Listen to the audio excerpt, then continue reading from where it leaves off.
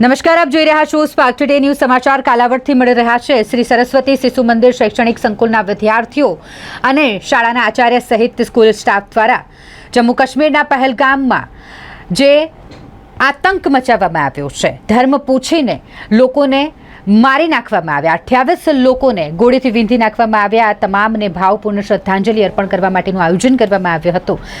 આ મુશ્કેલીના સમયમાં તેમના પરિવારને ભગવાન દુઃખ સહન કરવાની શક્તિ આપે એ માટે પ્રાર્થનાનું આયોજન કરવામાં આવ્યું હતું. શ્રદ્ધાંજલિ માટે શાળાના આચાર્ય, સમગ્ર સ્ટાફ અને વિદ્યાર્થીઓ ઉપસ્થિત રહ્યા હતા.